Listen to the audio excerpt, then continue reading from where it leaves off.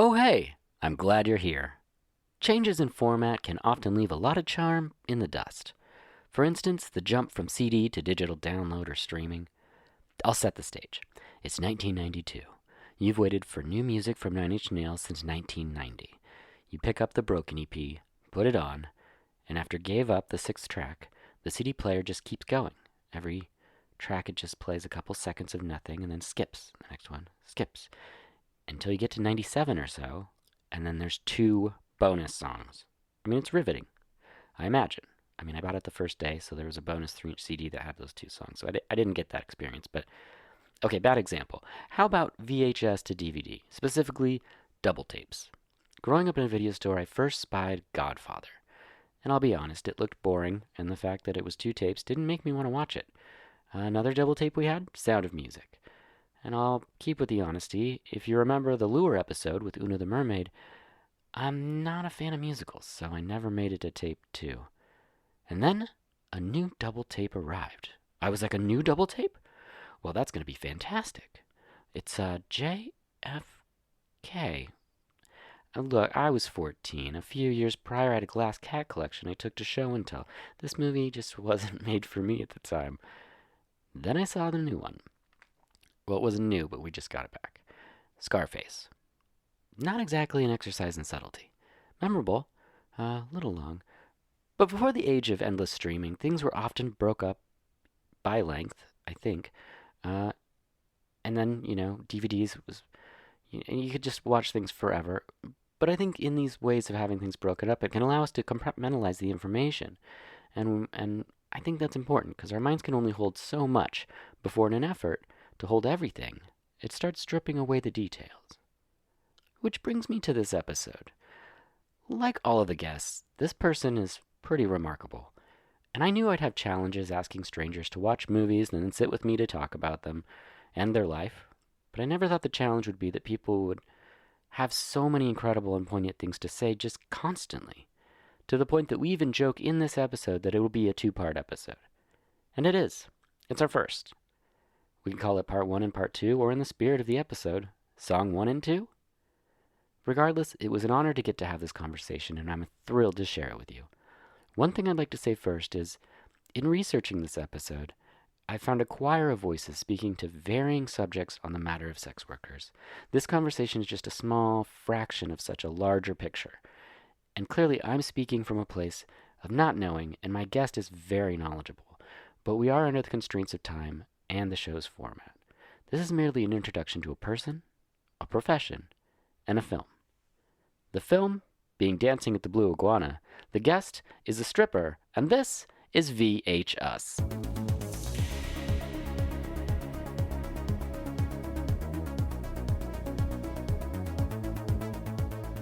Hello, and welcome to VHS. I'm your host, Dirk Marshall, and I'm joined in the studio today by Genna McAllister, who is a stripper.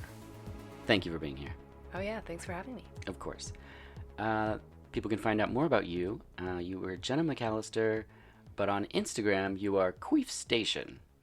Yes. And that, for those following along at home, that is Queef, Queef _station. Very professional. Yes. Perfect.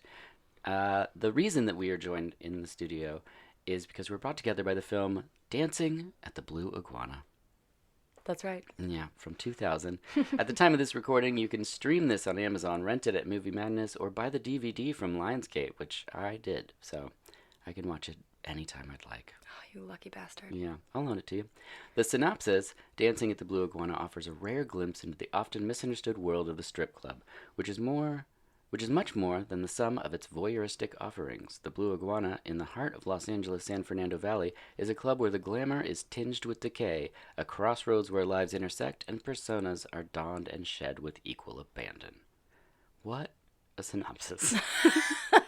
I mean, it's an accurate representation, fairly, of the film itself. Yeah, definitely. I feel like the synopsis was written by the director. Yeah, he's like, I want you to think this about my movie. This is really important. Whether or not the execution of it yes. was nailed. Oh my gosh. Was this a first-time watch for you? It was a first-time watch.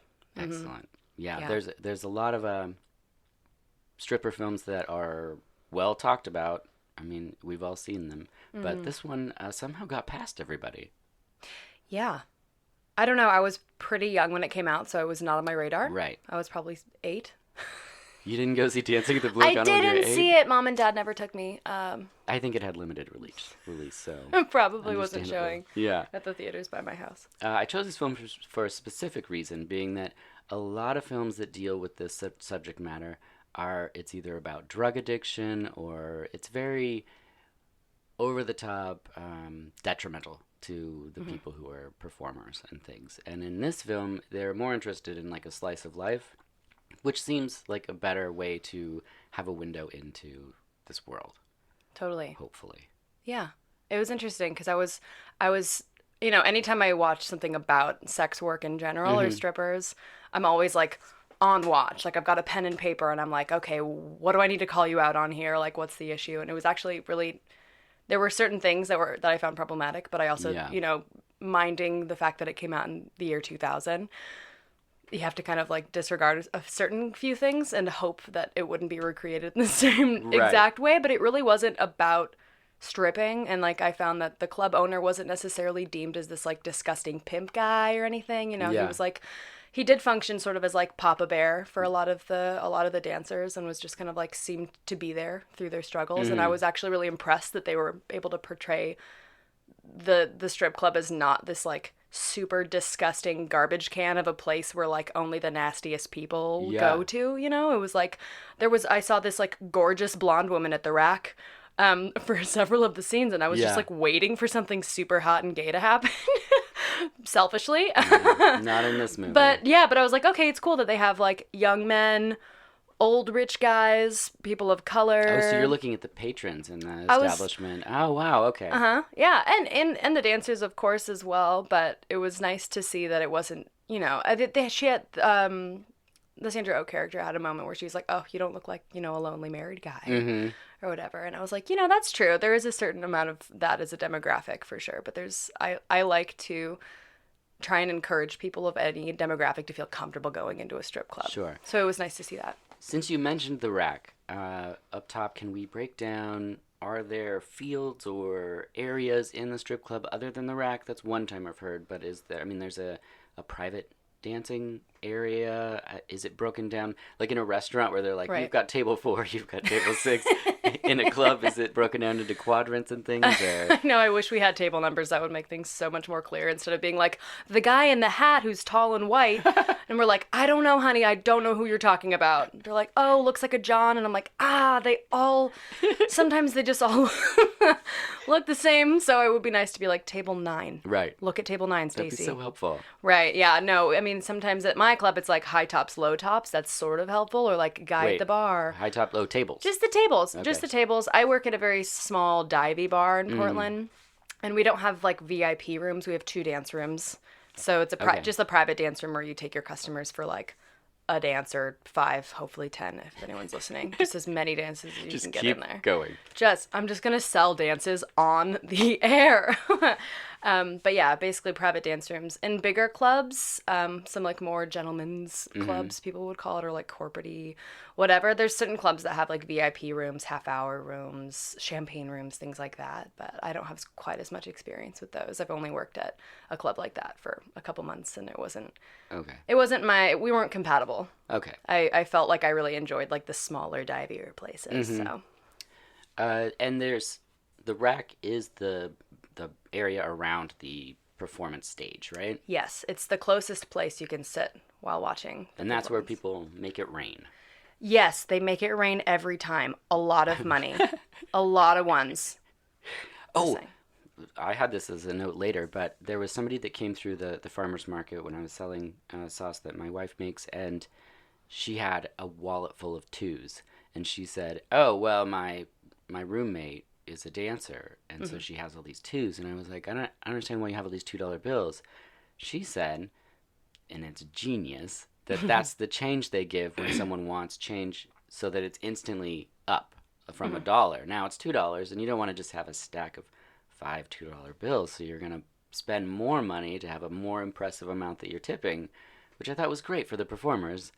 Smart. Yeah, there are certain clubs that do that.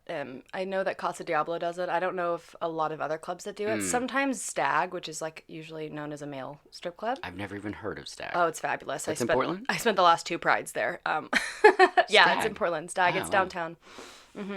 But yeah, everyone has an argument for it. Sometimes it's great. It depends on your psychology around the dollar. It's like if $2.99 equals $3 for you and it still works. Yeah. Right? Or some people think $2.99 is cheaper because it's not. You know that psychology Sure. around money, right? Yeah. Where some people are like, oh, well, it feels like a $1 bill, so I'm just going to throw it down. And then some people are like way stingier with it. Oh. So it sort of depends on your demographic. I think at Casa it works really well because a lot of people, it seems that way. I've never worked there, but Right. hopefully it works well. It's worked well for me when I've received twos. Yeah, it seems so smart for me because if a person's there to be tipping, they're drinking, the money's flowing. It might as well be $2 over $1. And also, everyone hates twos. I Yeah. hate having twos. Oh, sure. I'm always trying to get rid of a two. Well, anytime I spend one, people act like it's a unicorn or something. They've never seen it before. And then you watch the person look at the till, and they're just like, Exactly. what do I do with this? That's what I mean. It's not a 1, it's not a 5, it's not a 10. I can't put it under the till. Right. Like, you have to put it somewhere confusing. so it's got to go somewhere. So, yeah, it's almost like twos are designed to be kept in that rotation. Yes. They're like, everyone's trying to flee the two. There's just enough. Yeah. Yeah. Just to keep people confused. Mm-hmm. So first, let's put the film in context. The director is Michael Radford. He did 1984 and 1984, Il Postino in 94, Bee Monkey in 98, Flawless in 99, an incredible run to then hit Dancing at the Blue Iguana in 2000. It is so strange. I have seen all the other films this director has made. They're quite an incredible pedigree. Mm-hmm. And then this movie is so odd, like in the lineup. I'm not saying it's good or bad, but it's just so different. Yeah, curveball. Yeah, very strange. The cinematographer, Erickson Core, did Payback in 99, Fast and the Furious in 2001, Point Break in 2015, which is strange. And, Dancing at the Blue Iguana in 2000. Yeah. So, it's a lot of head scratching with this film. The editor is Roberto Perganini. He's a beast. He's been working since the 60s. So just listing off a few of the things he's done. Last Tango in Paris in 1972, Salome in 86, Il Postino in 94. And he's still going to this day, still working. Obviously, Dancing at the Blue Iguana is in there as well. Pretty crazy. Mm-hmm. And then leading into actors, because there's so many, we're only going to do a couple. Starting off with my favorite, Sandra Oh did Waking the Dead in 2000, Dancing at the Blue Iguana in 2000, Sideways in 2004, Hard Candy in 2005. She's been on Grey's Anatomy from 2005 to 2014, and Catfight in 2016. Did you see Catfight? No, I didn't. It is so good. Okay. I highly recommend Catfight. Yeah, Girl Fight is great, where Sandra and the other actress, they get in an argument, and then throughout the film, every time they see each other, they just have to fight each other, and it's like the most ridiculous portrayal of an ongoing tiff that you'll ever see, but it's fantastic. And it was the first time I really took note of how amazing she is. And then, of course, the TV show Killing Eve. Have you seen that? Mm-mm. That's really fantastic, too, where she's like an assassin, or she's being stalked by this female assassin. It's got an awesome... she's not a lesbian, but there is lesbian things that happen in the show. Great. And the person she's stalking is... I don't know, there's all this fantastic subtext in the show as well. It's really, she's great. Highly recommend it. Daryl Hannah, Blade Runner in 82, Splash in 84, Roxanne in 87... she did so many amazing things, but I was shocked to see this movie in her repertoire, and then to look it up and find out she is 40 in this movie. Yeah. Wow. Yeah. And I was watching her, I was like, okay, they made her play the dumb person, I get it. But her, body in this movie, it's crazy. And she's 40. I hate to be that person who's, analyzing bodies during films, but my partner and I were watching it and just, so impressed, and also just thinking about the body types that are permitted to be in films. It's so clear the difference that we've grown so much as a culture of inviting bodies that are not just one type. There's pretty much one type in this movie, right? There's one body type allowed in this movie, and I was like, I wonder how many times she went to the gym to get that 6-pack, or if she did. It's hard to say. The whole time I was waiting, I was But like, holy Lord, is she going to 40? work the pole? 40. 40. Yeah, born in 1960. That's incredible. Film's 2000. I mean, just the stomach. I I know. mean, mostly this film's pretty tame, so you're just seeing Oh, yeah. stomachs and breasts. So it's like I was just looking at the stomach because she's wearing like a half super Yeah. 90s Oh, still. I had tunnel vision for Yeah. her belly. Yeah. It was amazing. pretty incredible. See it just for her belly. She did do a cool move at the beginning. I think it was her, right? Where she was like, I don't know this pole move. And Yeah. she like does this thing where she like bends over the pole and grabs it and lifts herself up. Yeah. I laughed because that move is actually called the iguana. Oh, what? Yeah, like right at the very beginning. Yeah, that's Yeah.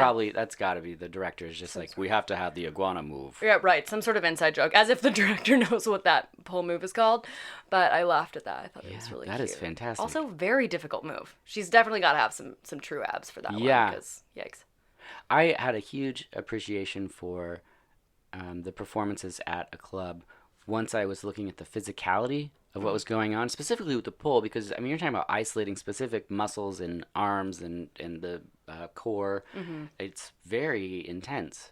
Very intense. Yeah. Yeah. It takes a lot of practice. It's harder than gaining muscles that you wouldn't normally use. Like I go to the gym and I don't use the same group of muscles at all. So it's like totally building from the ground up for kind of almost any body type. But more than anything else, I find that when I try and, show my friends moves or whatever, I'm definitely not like equipped to be an educator in pole, but the biggest thing is just being scared shitless. Yeah. I don't know if I can say shitless you here. can say whatever you want. Anyway, like people are scared shitless of having like a totally different center of gravity and like leaning on the pole and using it in general. So, but that's let alone inverting yourself. Yeah, going upside down and then like the pinching of the skin and like the knocking of the bones against the pole to like get up on it is total craftsmanship. Yeah, definitely. For sure. The last actor I'll talk about is Elias Koteas. He started in the 80s. He was Casey Jones in Teenage Mutant Ninja Turtles in 1990. He reprised the role in 93 in TMNT 3. Exotica in 94, which was almost the movie that we talked about. The Prophecy in 95, Crash in 96, Thin Red Line in 98. This was 2000, and he still keeps going from there. My favorite movie that he was in was probably Crash. Have you seen Crash from 96? Not the racist movie, but the movie about car crashes and sex. I haven't seen all of it, but I have seen parts of it. Okay. Yeah. That movie is pretty amazing. One of the weirdest experiences I ever had in a theater was watching that at night and then getting in a car. I was just like, this doesn't feel right at all. Like, it's just, are we all going to die? Right. Also in the films, Jennifer Tilly, Charlotte Ayana, Kristen Bauer, Von Stratton, and Jesse Bradford.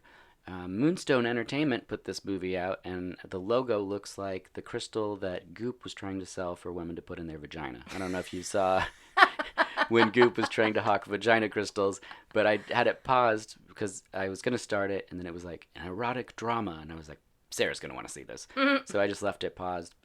And then when she came back, I was like, doesn't that look like... I mean, they just picked a logo that would be some sort of sex toy in some way. Maybe it was just because I was thinking about this film, but... Uncle Neil. Hi, it's Jessica. We start off with a girl on the phone in a small apartment, and she's sad, calling her uncle. She sings Amazing Grace during the credits. Amazing Grace, how sweet the sound. Instantly, I was like, oh, did I just pick the biggest bummer of a movie for us to talk about? Yeah, it built up to be this tragic thing. It I was like already ready. So sad already. She has a great voice, though. Yeah. And that was the first part where I was like, I think maybe this will be good. I didn't know if it was going to be a story of her becoming a singer or something. Yeah. But for this podcast, I would like to talk about you have a musical background. I do. Yes. That's probably the craft I have most training in. Definitely the craft I have most training in. Yeah. So. And where did that start?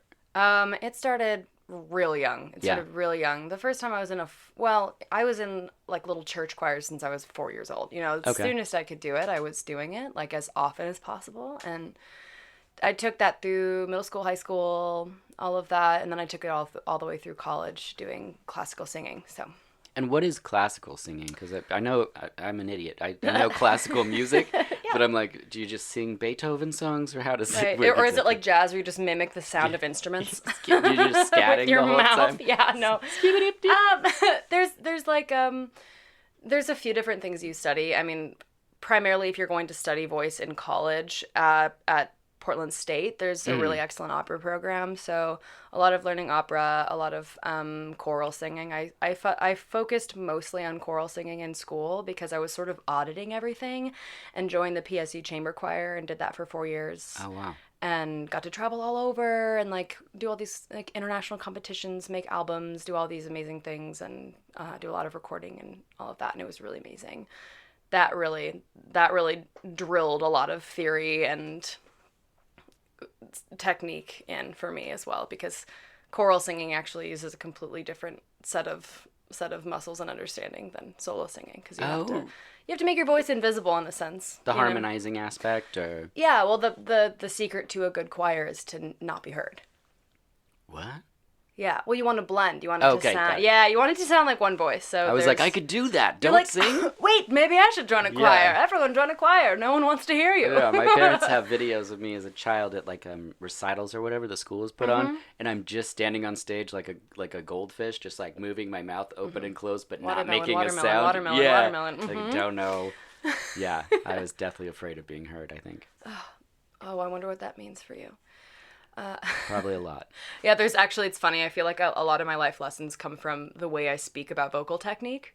Oh. And that's why I love it so much. Yeah. Like my formal education in music, the characteristics of my own voice and like body type, like almost directly represent me as a person and like spirit. And yeah, it's really interesting. Like I'm also one of those people, like I'm a writer too, so I always look for symbolism in everything. Me too. Yeah, so I'm like, oh, what does it mean that like the timbre of my voice has this, and this quality, and like whatever. So I'm always kind of... Yeah, I want layers to things is the thing. Like that's how like they get into poetry in here, and that's how I got into poetry. It wasn't like flowery language, but I was like, this can mean this, but also this, and symbolism and all that. I want things to not just be the paper thin, boring, whatever. Yeah, we have the opportunity to assign value to things, and like open doors of infinite possibilities with just like one word and where it's placed and how it's said, you know, and I love that so much about creativity in general. Yeah.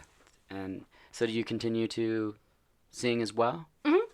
Yeah, for a long time, through and after college, I was singing for a church. Yeah. Downtown in Portland. Most people who are in undergraduate or graduate programs for music usually have a church job. I don't know I think that's probably not super well known fact. Right. But it's kind of, I mean, it makes sense. It's where the opportunity is. It's where the opportunity is, especially if you're classically trained. It's really hard. Like, I'm not just going to go to a bar and sing. Sure. It's also an audience that is like so appreciative of that skill set. Oh, they're always like, Jenna, thank you for your gift. And I'm like, I've never felt like such a celebrity here. It's amazing. And like, you don't have to do too much. You just have to show up and like, I don't know. It's been such an amazing environment working in a church, especially like, not to bring in all these different belief systems and whatnot, but I grew up religious, and then, you know, had a little like weird, you know, spiritual awakening or whatever you want to call it when I was pretty young. Had to go through religious schooling and everything, and then I resented organized religion, churches, et cetera, you know, like a very common narrative for people. Yes, for sure. Especially in Portland. It's a very secular town, but it was interesting because, I mean, in college I ended up doing the chamber choir stuff, and I was singing in like these ancient cathedrals in Italy, and like if there's one place that's going to be haunted, it's going to be the church that we had with like mosaics that like Jesus walked on in like Aquileia, and we were just like, I think we had to perform I heard about like an exorcism having to be performed on like one of the people in the choir. Anyway, but I resented churches for a long time, and then I ended up working in one, and I actually feel like I've gained so much from like spending time with a demographic that is significantly different than the people I hang out with outside of that world, and different generations of people, different belief systems, and also still it's Portland, so people are like all freaky and like still kind of like witchy and like what, you know, we all have our own weird political you know, undertakings that were whatever. But so I did I helped out with the choir there for several years. I just quit last month actually, but I still work with the community, and that's been really nice. I do all sorts of different types of music projects. I kind of work on my own stuff. I'm like in the middle of building my own sound and having my own project. Cool. And I do studio recording for people because when you're classically trained as a singer, oftentimes you're taught all of the ways of singing. Sure. And I get to kind of play around with like what fits my voice the best. And so I'll do classical stuff. I'll do like R&B. I'll do poppy stuff. I'll do jazz. I'll do, whatever. Death metal. Death metal, primarily, actually. Yeah. For sure. You're like, I can do all the octaves, but I'm just going to growl. I'm just going to scream. Actually, metal's like totally classical music. Yeah. It's incredible. I haven't gone to a metal show in a decade, and I went to one recently, and I was like, this is brilliant. Yeah, this is really good. Who did you see?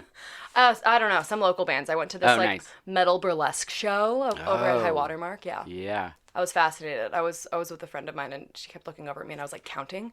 I was trying to understand That's like so awesome. the time signature changes and like understand what metal is because I never listened to it. But yeah, it gets really crazy. It gets nuts. Yeah. I had the best time. Usually I only listen to like melodic things because I like to sing, so I never gravitated towards heavy metal. But, yeah. When I first moved to Portland, in Seattle where I lived before this for a year, I couldn't find work in a music store. I worked at one independent music store, which is where I worked before I moved to Seattle. So I moved to Portland. I was like, I'll just get a job at a music store. There's music stores. You have to be like grandfathered into music stores in this town. So I was just like, okay, that's not going to happen. So I called Urban Outfitters and said, I worked at one in Seattle. And my future wife answered, and she's like, great, I'll just put you on the schedule. And I was just like, wait, what? Because my mother had always said, if you call, you'll never get the job. I didn't want to work there again. But so she put me on the schedule. Long story short, my name was just on a sticky note. It fell off the calendar, stuck to the side of the garbage can, and a month later, someone was taking the garbage out, and my number was on the side of it. And she's like, I was looking for that. And then she called me, and then I started working. We met and eventually got married. But the point of my story is that the first time we hung out, like, I was like, this is a super cool lady. And she's like, hey, do you want to go to a show with my friends? And I was like, sure. So we go to Satyricon, and it's like 3 death metal bands. And it was like Entombed, Enslaved, and Disemboweled or something like that. That sounds And right. I was just standing there, like, watching this insane performance happen, and then just looking to my right and being like, this is the coolest lady I've ever met. Like, She's this badass. is Should I touch her insane. hand? Yeah, no, didn't touch her hand. But yeah, it was really impressive. And then the music, I was like, I got to listen to more of this. But I think I was actually just wanting to spend more time with her. But You got confused. Your love for heavy metal kind of mixed with your love for your partner. yeah, and it was definitely the more intense metal that I'd ever really listened to. I'd heard like melodic stuff and then been like, this isn't for me. Like, I'll listen to like more noisy things or whatever. But this was a whole nother world. Yeah, it was metal and fireworks. Yes. All at the same time. There was blood, I think, from something. Interesting. Yeah. Then we get sexy music that is left over from the 90s, definitely. Slow beats, the sweeping keyboard strings, guitar noodling. The key to knowing that sex is about to happen in a Skinamax movie. And that is the credit sequence for Dancing with the Blue Iguana. It is so on the nose that it just, like, it starts and I'm like, well, okay, this is what's happening. We're going to see ladies wearing only their G-string, maybe, and maybe men shirtless wearing denim. That's just the general vibe that I had. A lot of fishtailing. Yeah. Oh, what's fishtailing? Fishtailing is when your G-string I comes know, out of but- your... Yeah. Right, I'd heard whale tailing. Am I saying Oh, the whale wrong tailing. thing? Well, no, you're saying the right thing. I Oh, said the okay. wrong thing. Well, I didn't know because I was Fishtail. like fishtail. Then we're in the Blue Iguana. This is not a real club, as far as they say. It's going, it's in L.A. I looked it up just to make sure that this isn't a famous club. Right. It's not. What's your take on the dressing room situation in this strip club? Okay, well, I haven't experienced any women mauling each other. Yeah. But I do know, inevitably, I'm sure that happens. Again, like, it's 2000, so I'm trying to be forgiving. But, Right. There's not a whole lot of use in perpetuating stereotypes about women just wanting to beat each other up over men.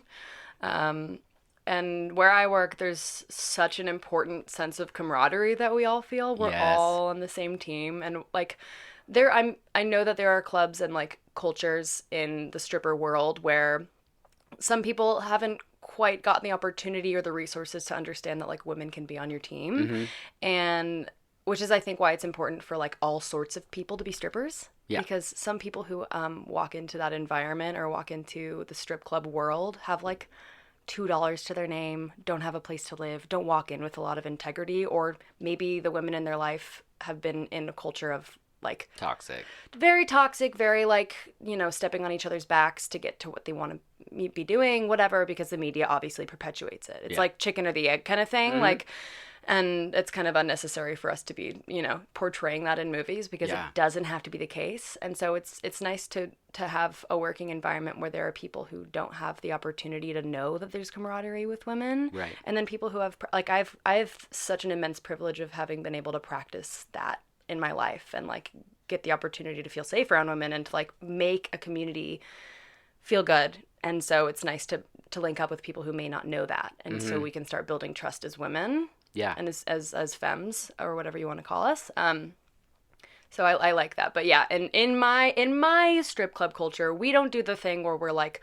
yeah, go talk to that guy over there because I know he doesn't have any money and I'll distract you and I'll hustle the rich guy.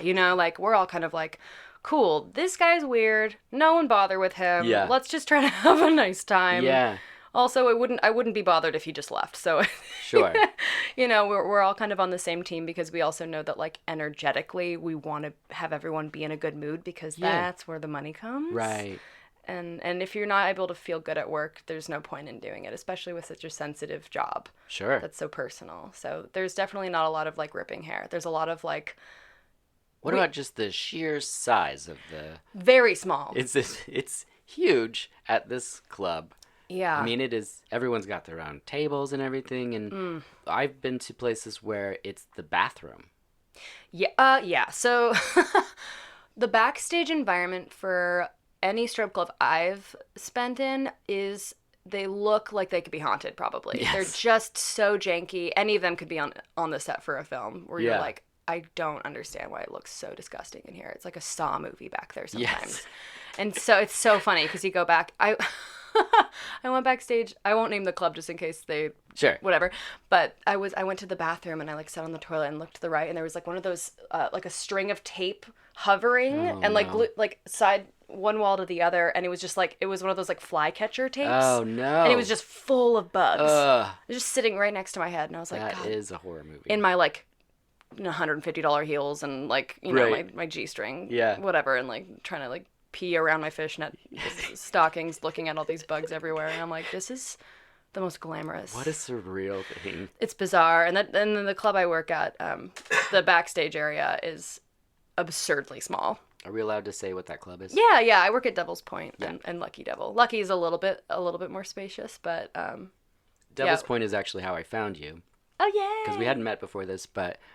In the idea of having a guest with this profession, I was like, I'm just going to go with the one place. First of all, we used to live by it, but it's the one place where I felt most comfortable, being that the strip clubs were never, I don't know, how do I word it? It never felt like home to me, really. Totally. I wasn't comfortable 100%. Totally. But at Devil's Point, the general vibe of the women working and everything, I was just like, oh, this is cool. Like, they seemed in control of the situation rather than, I think, the perception where they're just up on a stage and they're to be perceived and looked at. And the men or whatever patrons are the people that are in power, which makes me very uncomfortable. Absolutely. Where, like, you're on stage and you're at the hand of anyone who's willing to pay. Right. Like, you're so desperate for money. Or they have this feeling of like men are in power. Well, and just as the women would walk through, because it is a small club, but they'd walk through and I would be like, whoa, like this person is, for a lack of a better word, powerful. Like they are commanding, they're not even on stage and they're just cutting through the crowd. And I'm like, damn, like, and that seems like something I can be a part of. I'm like, okay, great. Whereas, the first time I ever went to a strip club, I went with a group of women and had the best time. They sat at the rack. They were showing their boobs to the performers. The performers were super excited. Like, it was just the best thing. And then at one point, I was like, this is the greatest. And I turned around to be like, everybody, aren't we all having the best time? And I just saw men's, like, glassy-eyed stares, like older men. And it was just, I felt like, oh, I just saw another side of it. Yeah. Whereas in my little bubble with the ladies and the ladies, they were having the best time, and I was like, wee, you know, this is the greatest. And then I turned around and I was like, I can't beat those people. Yeah. And I know I shouldn't say those people, but I'm just saying in that situation, for my feelings at that time, in a small town, it was a gross feeling. Yeah, I like to think of Devil's Point as kind of a gateway drug into like strip club life. It was my gateway. I'd never been to one. Oh, great. And it was a running joke because I was born and raised in Las Vegas. And then I moved to Portland when I was 18. Funny. Yeah, and I just never been to one. It wasn't until I was 25 that someone took me.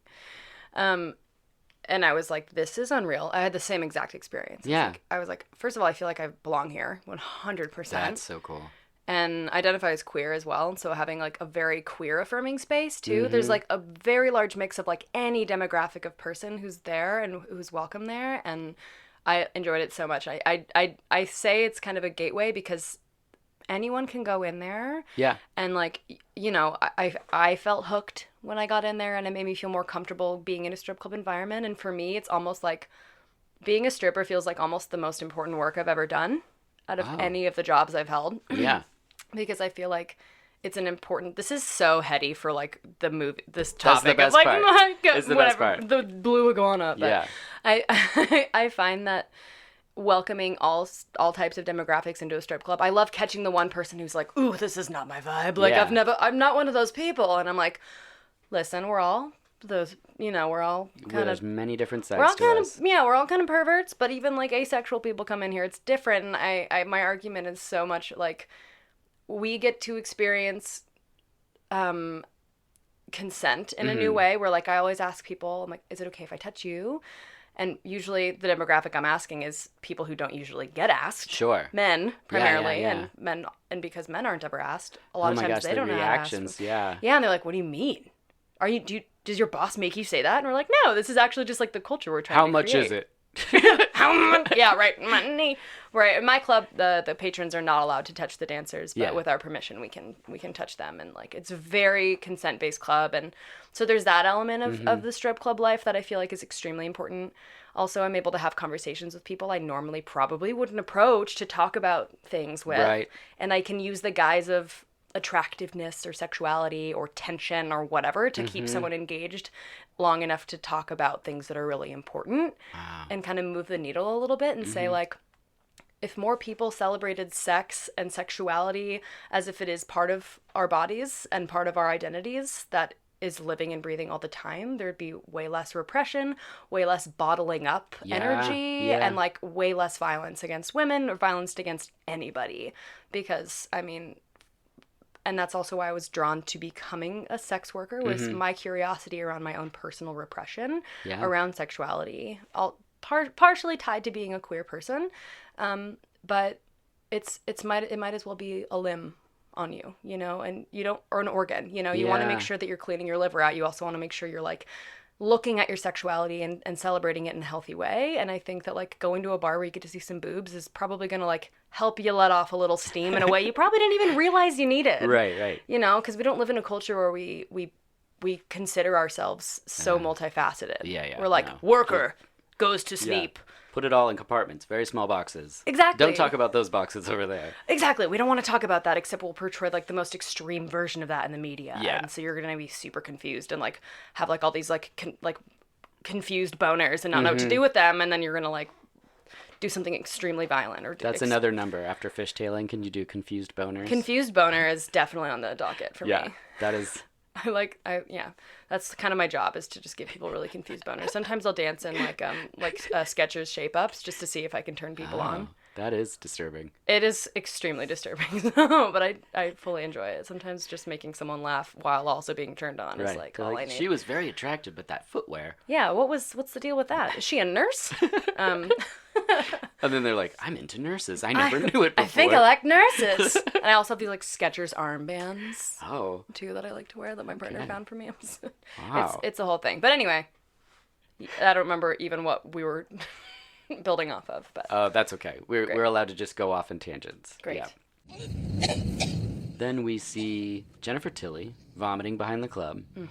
I instantly knew what that storyline was about without ever getting into it, but Daryl Hannah is trying to adopt and asks this coke-headed guy to be clean and pretend so that she can adopt a child. Finally turn around. That's so good, because I need some money, because I need to be able to get things for the little boy that, or the little girl. So listen, I really want to party. Then we see a guy booking, and so I wanted to ask you about how touring types of things work. Like, is there a circuit for dancers going around, or what is that like for you in a club? For like travel dancing? Yeah, or for... travel dancing. I didn't know there was a term for it, but yeah. Yeah, I mean, I think that's the term. It's still a very underground, part of our culture. So a lot of things are kind of just in a secret circulation, especially with everything happening politically right now, where we're getting banned and whatnot. I'm not going to get too deep into it, but yeah, there are certain clubs all around the country. There's a lot of like hearsay amongst different strippers and dancers. Like, is it great to dance in Seattle? Some people have different opinions about that. Yeah. Or Canada, parts of Canada, or different states. I've heard so many different things from different people. So, a lot of times people will want to use this opportunity in their life to travel, where you can build your own schedule. There are some agencies you can work with, Okay. and some clubs will not let you come in and pop in for a shift or two unless you have an agent. I was looking at doing trying out Canada. I wanted to go up to Vancouver to see what it was like, and I think the clubs that I was interested in required an agent. You don't have an agent then? I don't. Okay. So at Devil's Point, you go online, you submit a photo of yourself, say what your name is, see if they're interested, and then you go in for an audition. Some clubs you can just walk in and say, hey, I want to work here, and they'll be like, cool, take your top off, let's do this, and like, you're gonna work a shift, and if you like it, and if we like you, you can stay. It's like, Wow. some of them are really different, and sometimes just calling the club and asking, hey, what's your protocol? Mm-hmm. And I have some friends going down to Arizona for their busy season, which is apparently our slow season, and they have to audition first. Wait, there's seasons? There are seasons. How Yes. does that work exactly? It kind of just depends on like the city, what's going on. I mean, it's funny because I've only been doing this for about a year and a half, and so I keep entering, and it's like fall, winter, Yeah. spring, summer. It's still seasons, but people are like, oh man, we're entering slow season, and I'm like, okay, you said that last season. Right.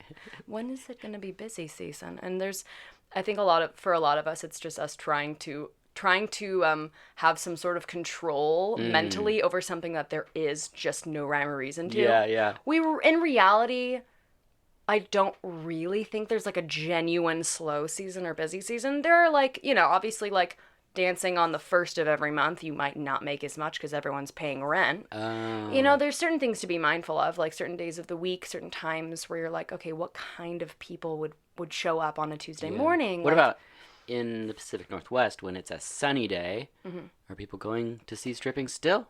Yeah, sometimes it's extremely dead. It just kind of depends, and it's like any service job, any customer service job where I was a barista through college, and it's interesting because you can get a general idea of how anyone's feeling. Like if you're saying hi to like 95 people Yes, over the of course course. of a day, Yeah. and everyone's like, I'm feeling weird today. It kind of makes it spiritual, You're Yeah. kind of like, What's what? going on? Yeah, what like cosmically is happening Yeah. to make everyone feel kind of off today? And like, I don't necessarily identify with any like specific spiritualities. Sure. Like I am tickled by all of them, and I enjoy any. Yeah. And, like a lot of astrology stuff going on in stripper culture. I bet. And it's an extremely spiritual job for that exact reason, where you're like, something is going on. Yeah. Or The like, energy in the room right now is really weird. because that's how you get your money, is like vibing off of people 100%, and like what you put out. If you're thirsty for money that day, you're like, honestly, you're gonna act subconsciously in a way that's gonna turn people off to giving you money sometimes. Or like, that's why I actually started doing transcendental meditation. Mm-hmm. I do it twice a day. I meditate. I make sure I'm like a little bit more centered with myself. You have a mantra. I have a mantra that I'm not allowed to say Nope, it out loud ever not at again. all. Do you do it too? Do you do TM? I know about it. Okay. It's something I've looked into. David Lynch was the first person that, and I have the book, like Catching the Big Fish or something like that. So good. Yeah, so super into it, but I haven't taken the big dive yet. Take that big dive into Catching the Big Fish. It's Yes. a great book, everyone. So that's, everyone kind of has their own ritual around how to give off the energy that's going to be so like centered yet inviting yet fun, you know, making like figuring out what your specific thing is that you have to offer that night. So it's seasons are, in conclusion, like seasons aren't necessarily completely real, but because I made more money in January than I made in August, you know, it's so you know, it's really really random, but sometimes it's generally busier in Arizona in January for some reason. There you go. Who knows? There's no rhyme or reason. Yeah, it's just, people are like, well, it's January, time to see breasts. Yeah, not enough boobs in my life. I haven't been to the beach recently, so that could be it too, I guess. I would appreciate it if you didn't, like, get all over that black guy. He's one of my regulars. The fat guy with the Jerry curl? That's one of your regulars? Yes, it is. Oh my god, he's such a fucking freak. You know, I would appreciate it if you took that guy back because he's just an asshole. Sandra Oh tells Jen Tilly to stay off of her regular.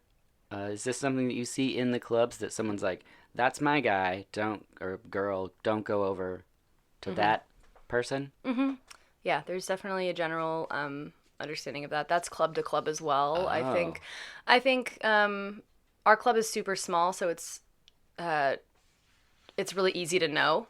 And the folks I work with, a lot of them have been doing it for a long time, and the communication's very direct. It's just kind of like, and actually our regulars are really really loyal to the people that they want to get dances with or pay or whatever. Like they have a lot of like really amazing relationships. It's so funny because sometimes I'll walk into a shift I don't usually work, and I'll be really polite to everyone and just say hey, and some of the dancers won't even let me know that that's their regular. They'll just be like, oh, I know John will come over to me and it's gonna be fine. Oh, yeah. And they're all super polite. They're like, you know, great dancing, thank you so much, I gotta go talk to so and so. And I'm like, oh, okay. So I think it's a general respect thing, but there are definitely people who, you know, it depends on like the type of regular, but there's definitely an element of that is very, very true. And depending on the club, sometimes it's like very important to not step. Like if you see one of your coworkers out on the floor and she's talking to someone, it's general rule to not butt in unless you know that you're welcome. Got it. Because she might be hustling someone for Right. something. And that definitely happens. That's kind of, there are very few like hard rules, I would say, as a stripper, and that's one of them, is just like, don't poach. Yeah. Is there a lot of like fishing for people? Like outside the club? No, like in. Like if you're walking through, are you going up to people to be like, hey, how's your evening going or whatever? Or do you just kind of like keep to yourself and the people that are interested will come to you?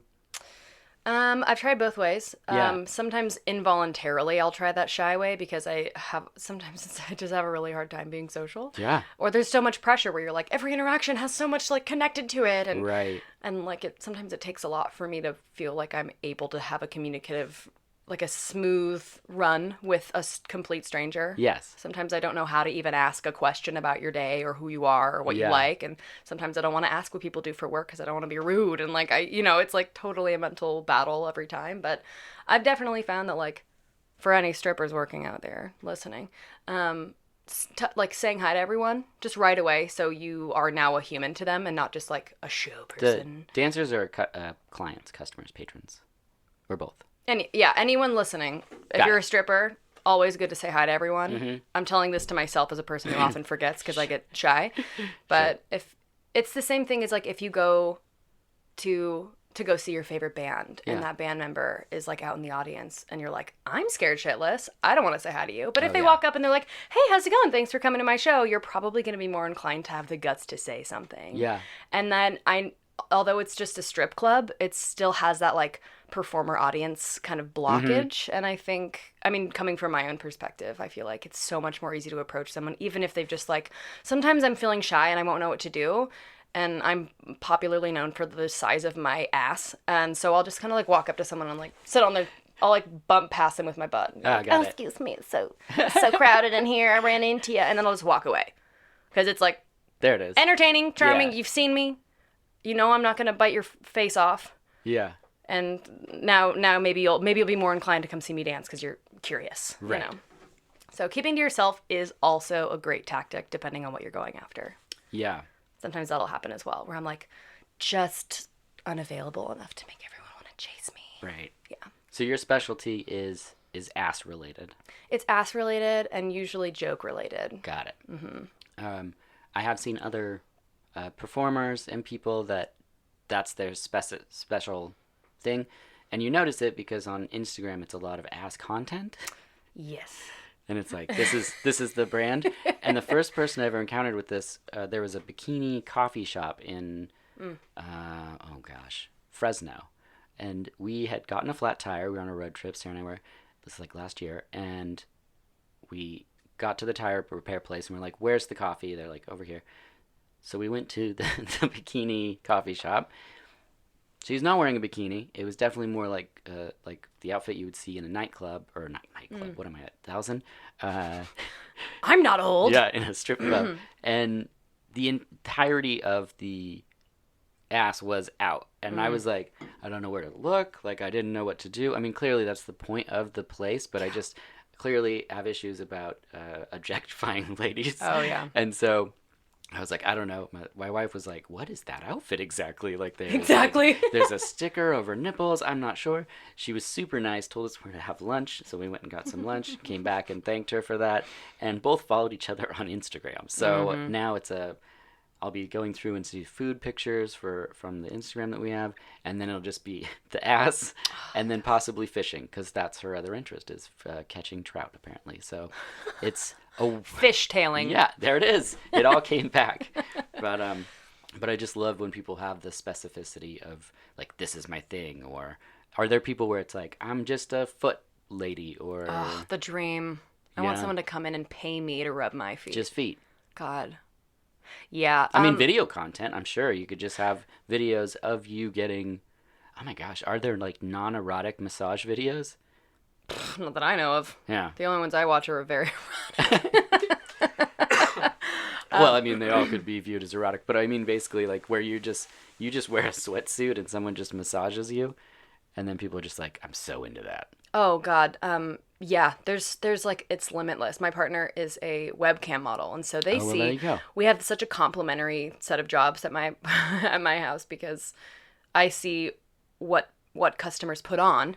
You know, like the face you put on and how you interact with a woman in person and what you're willing to get away with and things like that. What socially pressures you to do a certain thing. And there's definitely still that when you're behind your computer at home, but it's a little easier to be like, dress me up like a woman. Right. You know, it's like easier to kind of walk away and like take a break from like the masculine structures that you feel like so pressured to be looking under. So it's really, really fun. There's a kink for everyone. Everyone, there's some weird stuff. There's some weird stuff out there that is like, I'm just so charmed by. I'm just so charmed by people who have somehow found that like popping balloons that gets them off. This is what I'm into. I just think it's special. I think it's genuinely so beautiful. While that's not my kink, I just love that someone gets so much enjoyment from like random things. Yeah. I think it's great. And that's why I love this industry so much. Because also like once you do one form of sex work, you're kind of like it's like an easy gateway into doing other things. Yeah. Previous episode talked to someone that did phone sex, which I didn't even realize was still a thing. But getting a glimpse into her world in that profession, fascinating. Because I was just thinking, well, I mean, we should probably get back to the movie, but I was just like, there's porn, there's all this stuff people could look at if they want something sexual, but then you're like, yeah, but she said, I could be anything. And I was like, what? Like, you could be any kind of like monster, tentacle thing, any kind of stuff. You know, it's like not just like I'm a big lady or a small lady or, you know, whatever. It's just, I was like, that is... And it doesn't always have to be sexual either. There's all these different needs that all these things can meet, like you were saying in the club. So people just want some intimacy or someone to talk to. Yeah, I have too much to say about the phone sex thing, so we're just going to have to move on. Because I'm like, I don't need to go down that road. I'm so fascinated by the same stuff. Yeah. 100%, yeah. Well, and then you never have to leave the house. Yeah. You know? Does your partner work from home? Mm-hmm. And last question before we get back to the movie all of this is so hard because it's like a small amount of time to talk about a huge world. Oh my god. But 2 episodes on Dancing at the Blue Iguana. It's a 2-parter. Too fascinating, not good enough of a movie, but that's you okay. Said web modeling. What did you say? Webcam modeling. Is that different than like a cam girl? It's cam girling. Okay. Yeah, I'm not sure the terms because I haven't done too much of it myself. Yeah. I'll like sometimes come on with them while they're doing it. I know you. You danced at the Blue Iguana, right? I just saw you there. Yeah. Yo, what's your Jasmine, right? Jasmine. Jorge. Then we see bookstore guy recognizes her in the bookstore, and then the second guy is like, I recognize her from poetry readings. And the first guy's like, what? A stripper could like poetry? I know that girl. You go to strip? I didn't know you went to strip clubs, man. What are you talking about? She's a stripper. She comes to my poetry readings. No, she dances at the Blue Iguana, though, man. She's a stripper. Why don't you go in the back and stack? I thought the interaction was so interesting. Yeah. And also, like, I had such a sour taste in my mouth about it. I was like, Yeah. stop it. He was almost like speaking over the person who was like, she comes to my poetry readings. Yeah. He's like, no, she's a stripper. As if she couldn't do both. Yeah, he's like, you go to strip clubs? Like, oh wow. Look at you. would have thought. Yeah. He does talk like that too in the 100%. Yeah. Have you ever been like in your day-to-day life and someone be like, "Oh, hey," like you're buying like milk or something at the I don't know why milk. Oh. Or you're buying something at the store and Yeah, I don't consume dairy. yeah. I know that's right. I don't either. This is the funniest thing that I chose like, Two oh, vegans? Yeah, Yeah. You know, shopping for milk. It's Yeah. the thing that When I get my gallon of milk for my cereal. I think I'm pretty sure that's happened. Definitely, I have like minimal not minimal crossover, but like in terms of people who I am not openly out to about it. Yeah. There are fewer people. Like I'll see someone at the club where I'm like, oh, like you used to be my boss's boss. This is weird. Whoa. But I used to be a leasing agent downtown. What is that? I would lease apartments Okay. out of an apartment building. It was a high rise, and I've seen clients of mine come into the strip club. So and not necessarily out buying milk, but like at work, I'll see Right. people a lot. Hello, or like, oh, I guess it's probably gonna come out anyway. But someone will walk up to me at the strip club and Yeah. be like, "Your group on boob job?" Oh, good. You brought it up. Yeah, Great. it'll be me. I'm outing myself. If anyone wants to know where I live, I will not tell you. It's hard to like That's a figure out weird how to question. like differentiate identities Yeah. for safety reasons, and I'm still feeling it out. So like I'm really hoping that the universe holds me right now. Yeah. But yeah, because my Instagram handle for my stripper account is group on boob job, and Which is the best handle ever. Just the musicality of Groupon Boob Job is so satisfying to say. it feels good. That's why I chose it. It's fantastic. And it's like we were talking about with layers. There's Yeah. the meaning. Like, would you want a Groupon Boob Job if someone was like, it's a coupon for surgery? Like, Exactly. Probably not. Right. Yeah. Discount breast augmentation. Not quite as much of a ring to it, but No. it's still troubling. I also feel bad because I'm like, oh, I don't want to be like exploitative. I don't want to like, take advantage of all the people who actually have, because I don't have a Sure. boob job. And I thought that I made that right when I started stripping, and I was like, are all my coworkers going to hate me? Right. Because I actually don't have my tits done. And it wasn't discounted. But no one's hated on it yet. So that's good. Yeah, But I also expected your two Instagram accounts to be very different. I was like, oh, well, her Daywalker account.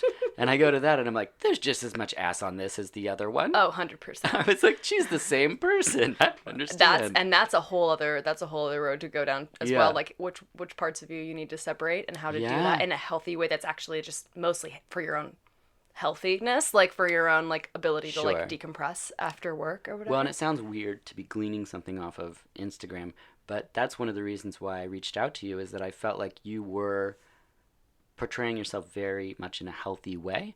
And I was like, this is somebody that I want to talk to about this, because I was going in blind per se. Like, I wasn't like, I want to talk to this lady's I know ass. Jenna. I like her butt. Maybe it'll talk. Yes. It does talk sometimes. don't Welcome worry. to my new podcast, Butt Talk. That's next. Yes. So it's wonderful to get to. We responded through email, and each time you messaged, I was like, "Yes, I'm so excited to talk to this person." Yes. So again, thank you for being here. I really appreciate it. Totally. Yeah, it's really hard to separate sometimes. And my mom follows both accounts, so sometimes it gets even more confusing. I'm like, all right, Lisa, I hope you're ready. This one's gonna be nasty. There's 3 butts in this picture. 3 butts, and I'm smiling real big. Hello, Mr. Hazel. How are you? My name's Jessie. I'm here for the audition. All right, nice. A girl shows up to audition for Eddie Hazel, who's the club owner. What was your audition like? Because I feel like this is something that most people would play in their head if they were like, I'm gonna imagine myself as a stripper. And that's their sexy voice. Mine too. Don't worry. The audition, I think anyone would view it as it's gonna be super awkward. Like, do you get to pick the song? Do you just gotta go up right then? Like, is there a time for stage fright? How did your individual, I know it's different probably for everybody, but Yeah, it depends on the club. Sometimes they're like, okay, well, we're just going to play 2 random top 40 songs. Great. And for me, I'm like, I don't listen to top 40, so they sound the same. Yeah. I auditioned for one club downtown at one point, and Mary's? no, I'm that's next on my docket. But it was Club Rouge. I was like, I want to go to like a capital S strip club and like see what it's like to be like dancing on like marble floors, Sure. you know, and just see what it's like, because it's so starkly different than Devil's Point. And I felt like if I wanted to like know what it's a like to different be a real, clientele, yeah, too, oh, yeah. that's why I had to quit. I was Yeah. like, listen, I want to like my people who I interact with. Not that all the clientele of Rouge are bad at all. If you're listening and you go to Rouge, I'd imagine you get a lot of like dress shirts. a lot of dress shirts. Yeah, I think that the rule, you know, I don't need to get too far into the politics. It just, you know, I liked the conservativeness, the conservative nature of Devil's Point, where you have you just naturally have a little more power. Yeah. The rules are different enough to just you just have more agency, where you don't need to say yes to touch at Club Rouge, but more people do, so more people are inclined to pay the people who do, you know. Got it. When the lines are messy like that, Yeah. like it's like in the movie, it's like in Blue Iguana, where one of the dancers does a little extra in a private dance Yes. room, where at Club Rouge or at clubs like that, like sometimes that's more acceptable, but then it creates an expectation for other customers. Sure. We're like, oh, well, I heard Brad got a blowjob. Right. Where's my blowjob, lady? And I'll say, I don't want to give you a blowjob. Go somewhere else. Yeah. And they'll be like, well, I'm not paying you anything. You know, like, and so at Devil's Point, it's like, if somebody wants to come in to rub someone's feet and that's not an okay thing, well, I'll have a conversation about it. Got I'll be it. like, is this okay with you for this guy? He like wants to like give me a back massage. Is that okay? I don't want to ruin, you know. And so it's so much more communication, and it's very like black and white, pretty strict. And so it's easier to be fair with money. But anyway, back to audition process. That one I was like, I didn't know when to take my bottoms off because I couldn't tell what the second song was or when Oh, it started right. because they sounded the same to me. But Is that the breakdown? Like, is a performance 2 songs and the first song's top, second top's bottom, standard? in Oregon, so in Whoa. other states, a lot of times it's just topless or Yes. or whatnot. But Like Dancing at the Blue Iguana. yes, exactly. But for most Oregon or most Portland clubs, it's top first, bottom second song. Whoa. Or bottom first. I Some never saw the people- pattern. Yeah, I it's don't like wanna seeing give the away- Matrix. I know. I don't want to give all my secrets away. The secret of like every single set for every. the most repetitive thing that anyone could be. Oh, I love knowing that not everyone catches on to that because like sometimes I'm like, dang, I want to be somewhat I exciting. guarantee there's people that don't catch on. I didn't even know that it was always 2 songs. Fabulous. Yeah. I love that. Some people take their bottoms off first, which I'm charmed by. But I also am dealing with being in the moment of like, I'm uncomfortable with this. Oh, there's a person right there. That lady has a steak tattooed on her butt. Yeah. Things like that. Oh, So, a lot of this. I have a refrigerator tattooed on my leg, so it's sometimes. Oh, gets really? Yeah, I know. I didn't even see that. And I've looked at both your Instagram accounts. You're like, listen, there's a tattoo I didn't know about on your personal Instagram. Yes, there's a refrigerator on my calf that has magnets that say "cool dude" on it. That's amazing. But anyway, yes, it can be very disorienting in there, and we like to confuse you. Yeah. But yes, first song topless, second song bottomless. At Devil's Point, I think they want to hear the music you're going to choose because during the day you pick your own music. And Devil's Point's very specific. It's like rock and roll. Like, Yeah. it's no top 40 allowed kind of club to keep Yeah. it. Well, another reason why I liked it. Exactly. I know. I feel like every time I was a customer, I would just like, my good friend and I would always like Shazam stuff. Yeah. Well, just the general what is this vibe of the music? whole place is like nice. Like it's not, you know, the from the door person to the person working the bar, everyone seems like in service of the performers. And then the music is great because it's not just garbage. Like nothing feels cheap. Whereas Right. like I think on some portrayals of strip clubs, it all feels very much like just gross. Or like desperate or something. Yeah, desperate, and like the ladies are wearing clothes that looks like they're made out of kites. Like it doesn't look like it's like a well-designed. Like you look at Amazon wish lists and stuff for performers, and they're like legit expensive Yeah. pieces that they're wearing. It's not just like garbage. You're looking, you you're know? like, I really want to help out, but oh my God, this set is $400. Yeah. I'm so sorry. But yeah, the audition process is like, it's almost weird not to take your clothes off. It's like once you're in the environment where you're like, well, my top's got to come off. Are you looking at them? Are you not looking at them? Like, how do you? When I went in, it was like 3 p.m. and no one was there. Yes. So it was like the bartender who was like half paying attention. Oh yeah. I mean, they see this all the time. Yeah, half the time they're like, I'm probably not even the person to give you the green light, so So was Go the ahead and bartender show was up. the person that was there? I was lucky. I got one of the bartenders who's been there like basically since the beginning, who did have hiring capabilities. Like Okay. he was able to do it, and I was very honored. I was like, oh my god, totally mortified. I had taken a couple pole dance classes before to like have an idea and to not be so scared, which was very helpful. But Yeah. God, I don't even think I wore a cute outfit. I think I was just like I just like was on my lunch break at my desk job and like ran over. So great. Yeah, I even told my coworkers, I was like, guess what I'm doing today? My lunch is going to be very different than yours today. Yeah, I'm gonna be late coming back. I'm going to go strip, enjoy your Panera. Yeah, exactly. I do love Panera. It's total guilty pleasure. But yeah, that's pretty much it. You usually pick your own music, and they mostly just want to know you have some sense of comfortability, confidence, and that you can take your clothes off. Did you bring your own music? No, it's the 2 pop songs. That's right. Oh, at Devil's Point, I brought my own music. Okay. I have no idea what I played. I can't remember. That was my next question. Dang. I mean, likely some like Portishead or something, because I knew they liked that stuff. Nice. You go with the sad angle. I want to be sad, and it's so funny because like now I feel like I've gone into this weird phase of playing like 80s pop ballads. Ah. Really confusing. Yeah. It's like gitchy sometimes, but sometimes it's just you want to hear it. Well, Because we also do stripperoke, so we do some like Yes. funny stuff.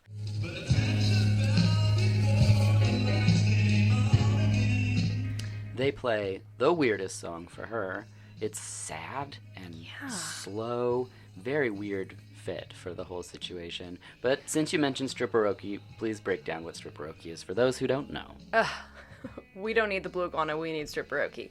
Yes, stripperoke, that's kind of what made Devil's Point world famous in my understanding of it, as someone who hasn't worked there a million years. But it's every Sunday night, starting at 9 p.m., we have something called stripperoke, where you can go as a patron doing karaoke. You sign up with the DJ, and you'll go up on the stripper stage, and then a stripper will come out and strip to your karaoke song. There it is. Oftentimes they'll try and distract you. I worked only one stripperoke, greatest night of my life, proudest moment.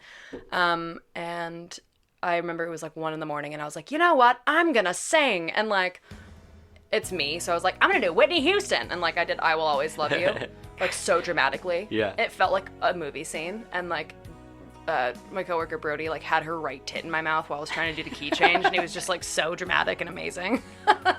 Very hard to keep your cool when there's an incredibly gorgeous woman spinning around and probably ramming your gut with their butt, trying to get you to mess up. Yeah. But it's not always that bad, you guys, don't worry.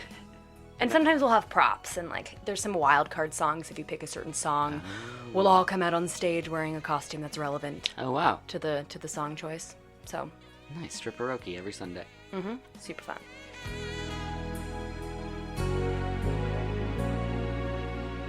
Hey, I was listening to that.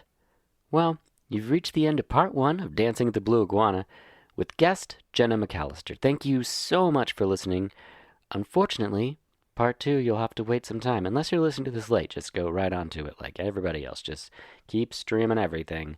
Keep swimming upstream. I don't know what I'm saying. As always, you can find me, Dirk Zaster, on Instagram, VHS_podcast on Twitter, and notes, trailers, and original artwork you'll find at vh-us.com. Thanks for listening.